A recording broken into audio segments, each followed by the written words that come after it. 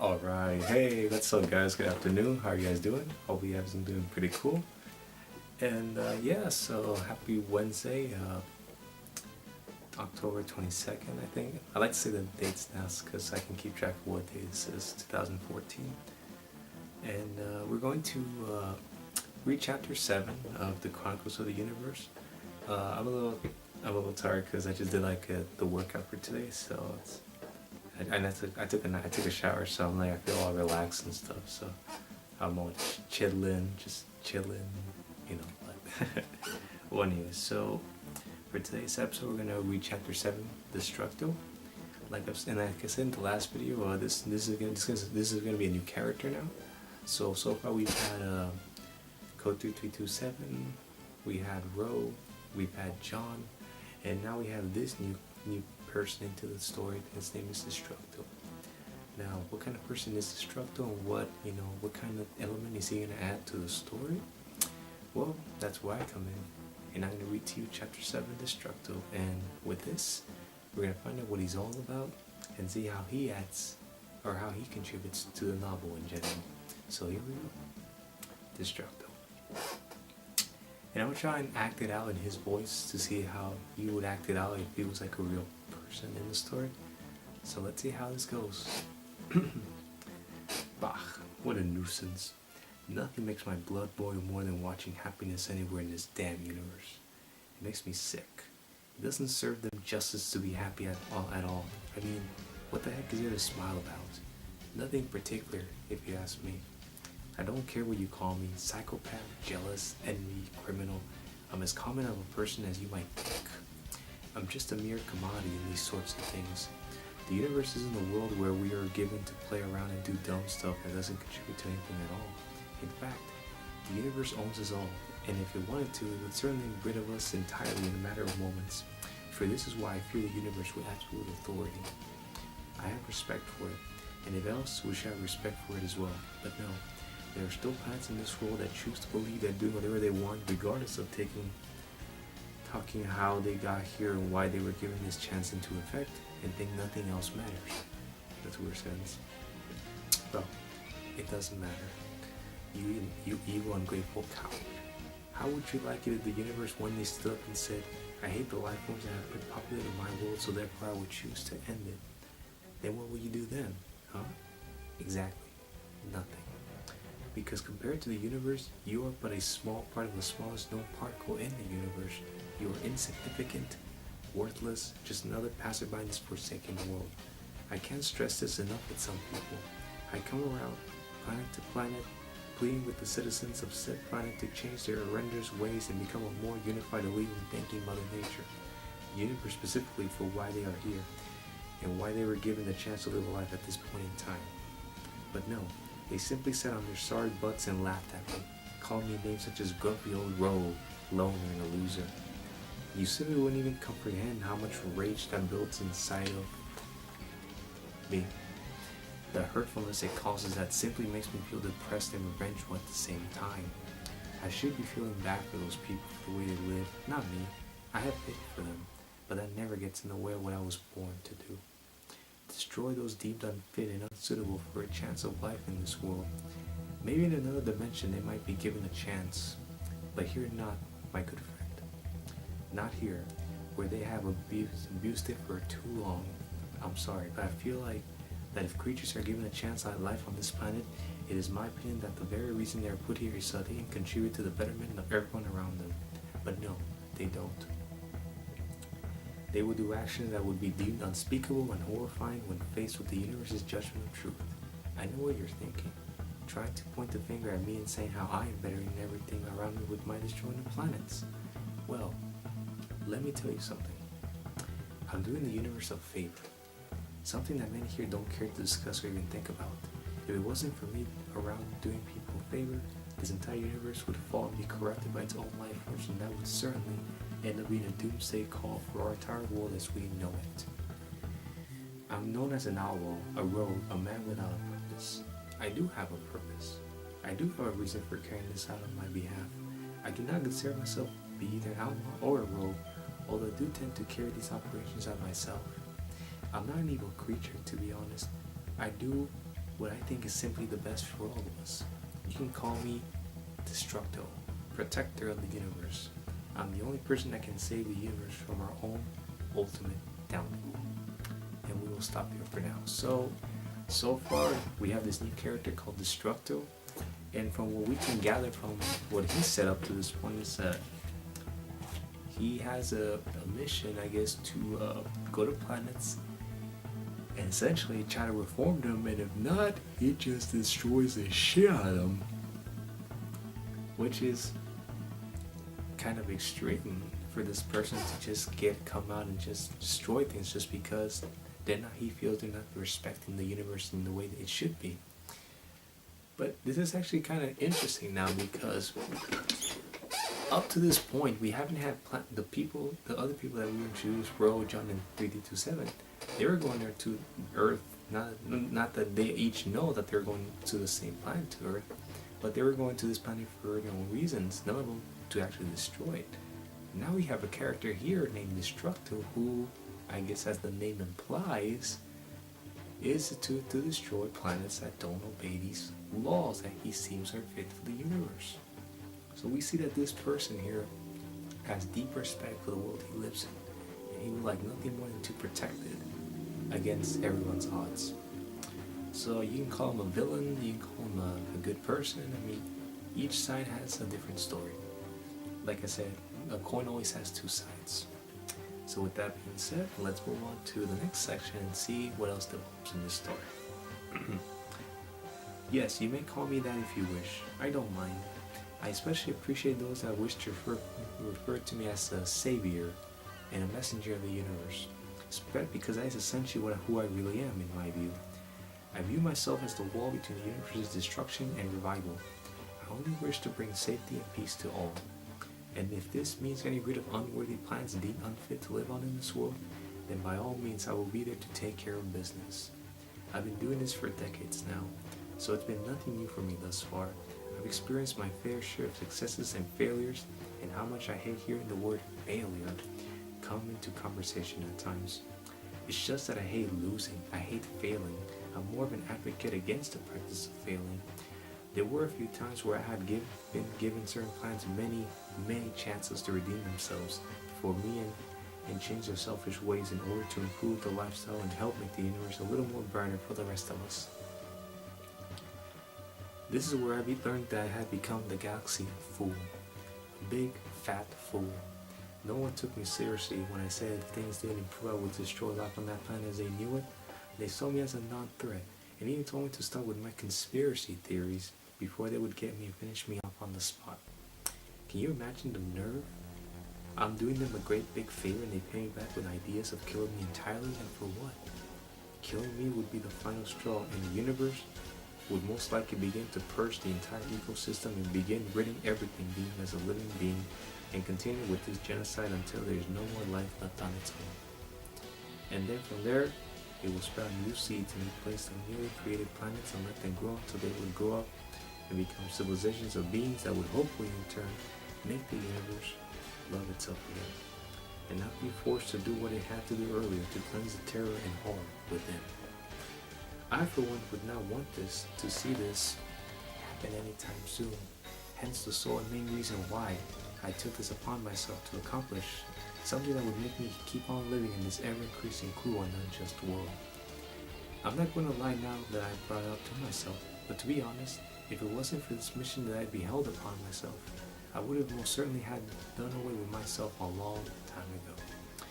I wish I would have had a different mindset towards life and its people, but unfortunately I don't. I've simply given up on people for a while now. Their cruel and unselfish ways have led me to a different ideal and belief about living systems, creatures in general, and why they are the way they are. If only things were different, maybe then. But as it stands, I would rather escape this world through self-ending of life if it wasn't for this job I came to accomplish. You only get a certain amount of chances before you realize they have been playing with the fool's gold.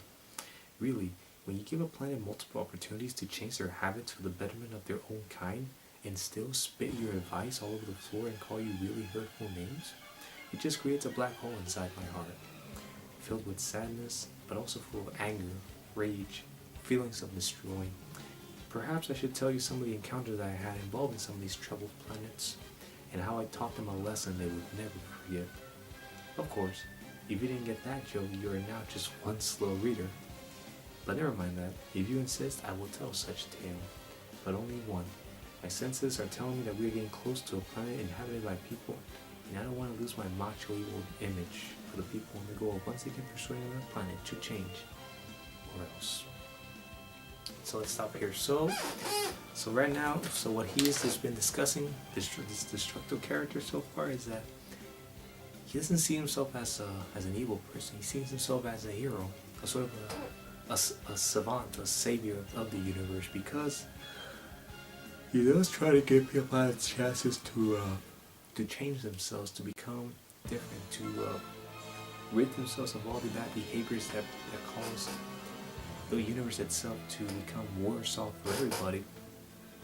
And when he sees that they don't comply, they just call him names, he feels that he has no choice but to teach them the ultimate price or the ultimate lesson with their lives and their destroyment of their planet, or their obliterate destruction of their planet.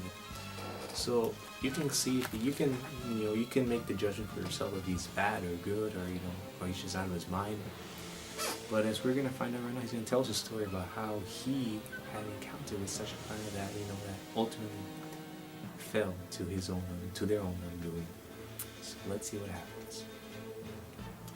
It was eons and eons ago. I had come to a planet they dubbed the worst of the worst. Now, I really did not expect what I was going to expect at this point, but I just had a hunch.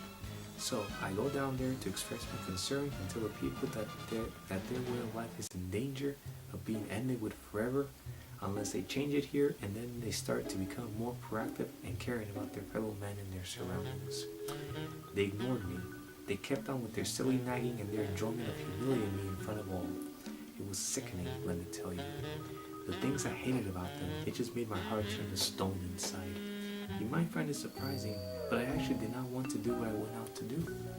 It was all an act of impulse, per se.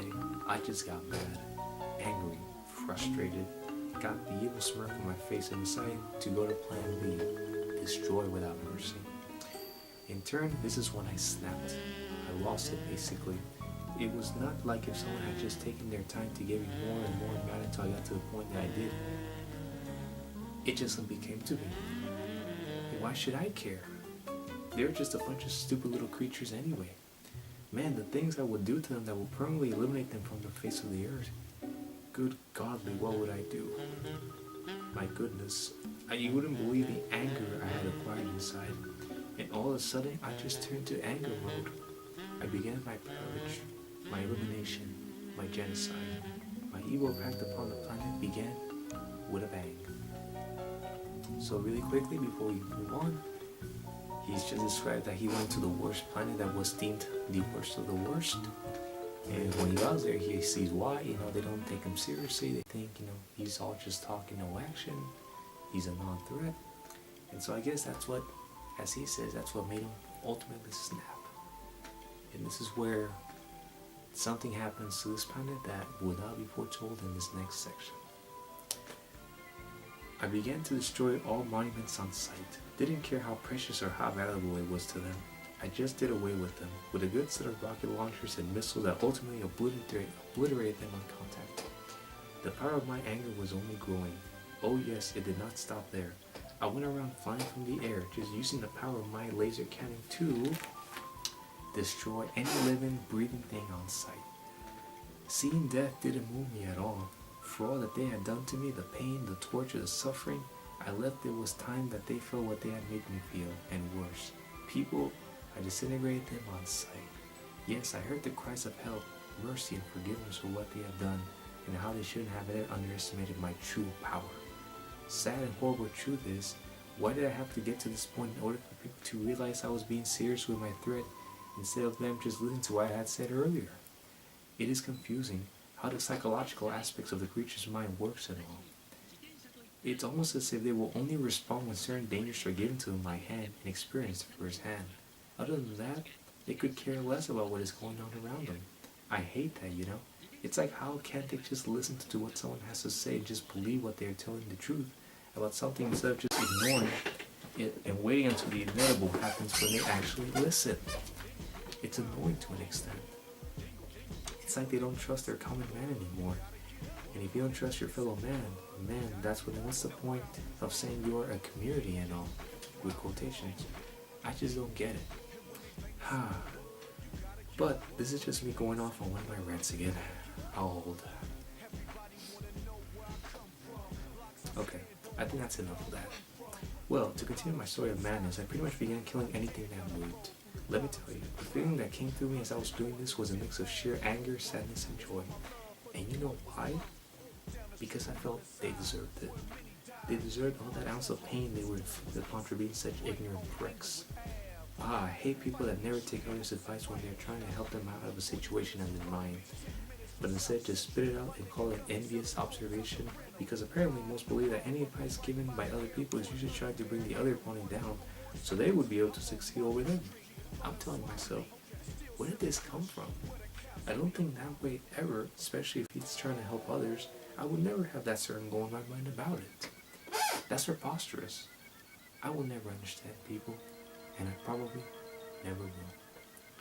And this is where it ends. So now we have this section where he's now proceeded to destroy his planet. You know, he's killing people, he's destroying buildings, he's doing all this crazy stuff.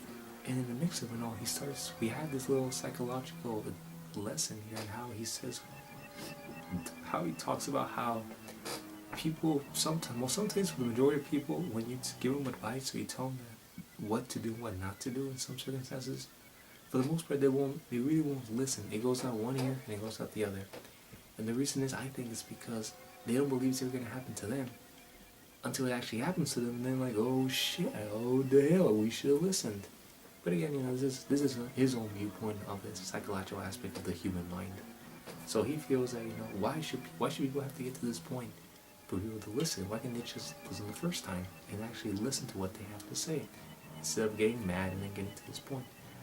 Although you could make the argument that, you know, this destructive person is just being a little too bratty, in the sense that he's letting what people say to him get to him easily, which implies he doesn't have a tough skin as we had imagined.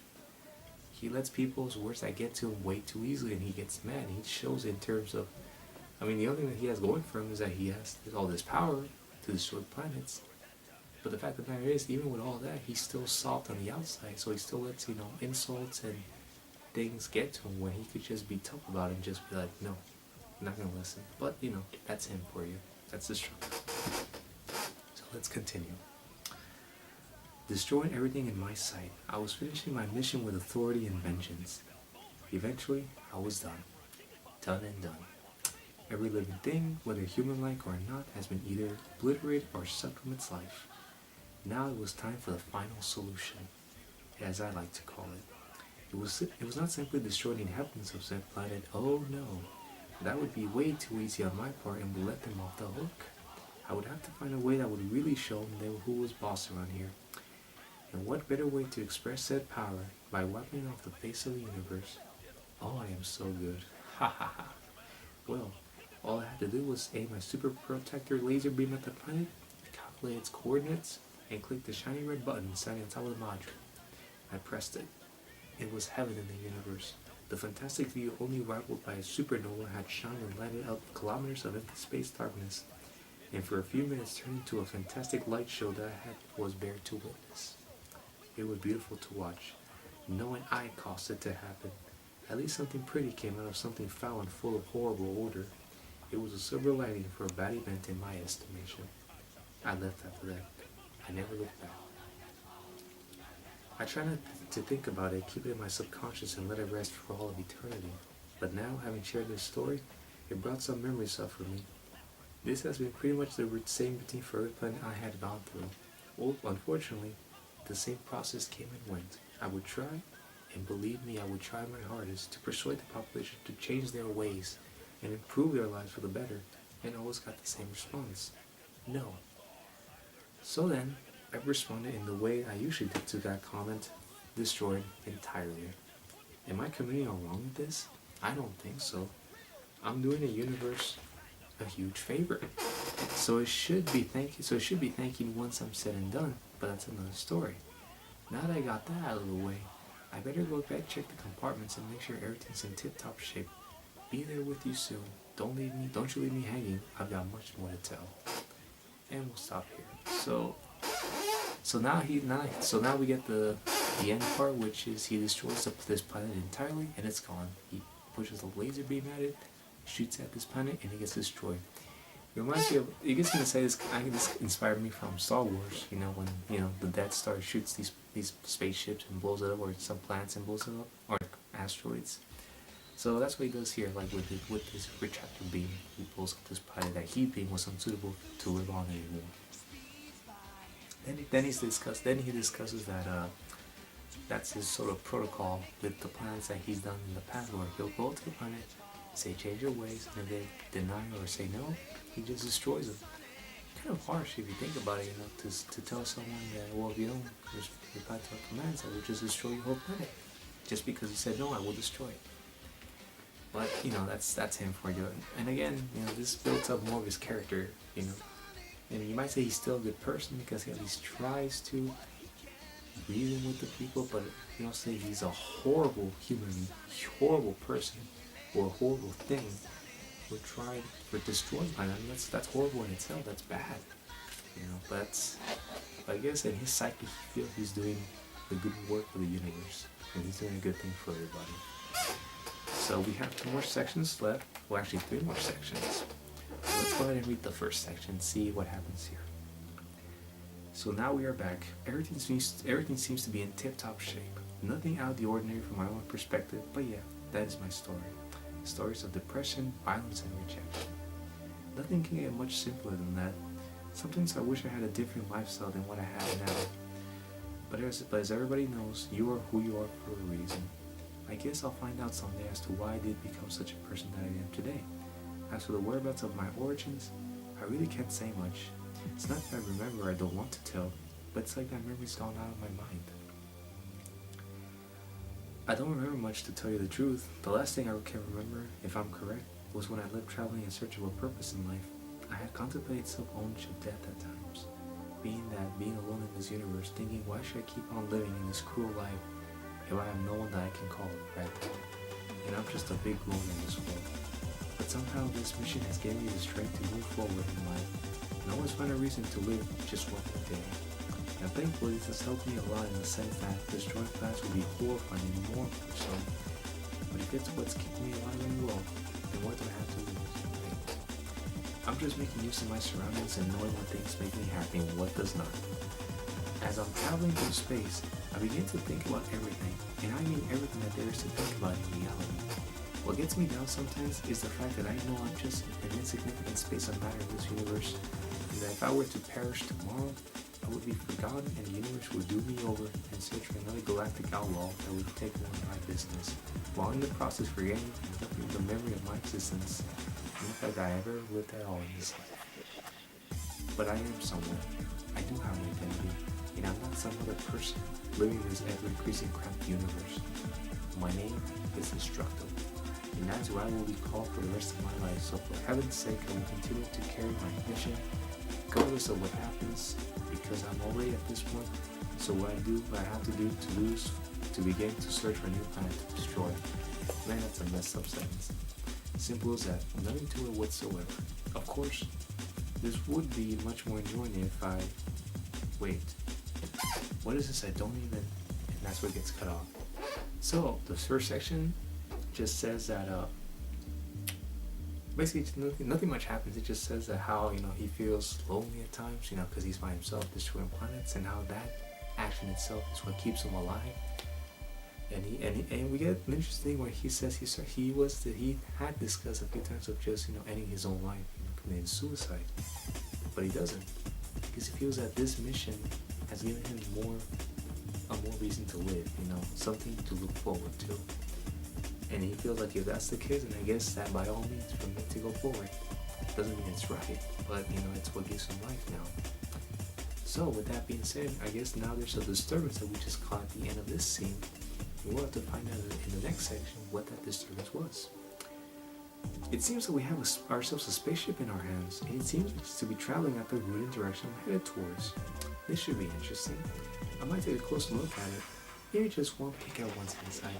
I know what they say, curiosity killed the space creature. But hey, what have I got to lose? Nothing. Exactly, my dear friends. I will go into this ship of sorts and introduce myself to the creature in question and maybe figure out some of its story, his background, his whereabouts, and his reasoning as to traveling so alone in this journey. But then again, I'm not so sure. I mean, what if he is some diabolical, evil, mutated, disease-infested monster bent on destruction and evil? What if he tries to kill me if I see him? These questions can't be answered by merely talking to him, so I must go there, talk to the person in question, and just be sure that this isn't a killer creature bent on universe domination. Boy, what a tale that would be. Now, time for me to inspect and figure out what's going on. So in this little section, he sees a spaceship that finds out he's heading towards the same direction that he is, towards the same destination, and he seems like just gonna find out who it is and what this person is. Now, we don't know if it's called 3327, the Ro, or John. It could be either of those those spaceships that they're going towards Earth. And as far as, or it could be maybe another character that I thought to introduce. Remember, I've said there's more characters that will be introduced as the story goes on. But who is it? Well, let's see what this last section tells us before we end this chapter for today. Alas, it is some sort of alien being. He seems to be by himself on this journey. Let's see now. Yes. Yes. Ah. I think I can tell what planet he came from based on the color of his skin. Yes, he's one of the lucky ones. In fact, this whole planet is. He was one of the only ones that ever took my advice seriously and changed their ways, and now I'm sure that they're doing much better than when I met him last time. I shall have a conversation with him. Cheerio. And that's the end of chapter 7. So, we see that I guess now he recognizes that this alien, the way he's structured, the way he's configured, it reminds me of a planet that was what he claims is one of the only planets ever to have listened to his advice and his ultimatum, which I think is a better word than ultimatum, and it changed the way for the better. Now, we don't know, is this one of the aliens that we've met so far in the story, or if it's like a brand new character, but this is what's interesting. Now, things are picking up pretty quickly. Now, you're going to see all these characters now, kind of intertwined together, and how the stories are going to mesh into one big super story. Now, at this point, we have 4 characters. We have Code 3327, we have Ro, we have John, and we have Destructo. And I'll give you guys a little preview of tomorrow's or what the next chapter will be about, chapter 8. The title is simply called Destructo Meets the Alien. Now, I just put alien because I want it to be ambiguous to see what you might think this alien is going to be. Is it going to be Ro? Is it going to be John? Is it going to be the first alien that we met? It's going to be interesting. We're finally about to find out who is this person going to meet, or who is Destructo going to be in the story. And you're going to finally see some interactions between these 2 characters. So with that being said, I'd like to take this chapter and to bring it to a close and say thank you very much for joining me on today's episode of the Chronicles of the Universe. And tomorrow we're going to read chapter 8, Destructo Meets the Alien. And I'm sure that's going to be a very interesting chapter because, as I've said, we're going to finally have some interaction. The first chapter to introduce some sort of interaction between characters. So with that being said, I just want to say thank you very much for joining me today on this great Wednesday afternoon. And I will see you guys tomorrow. Take care. Bye-bye.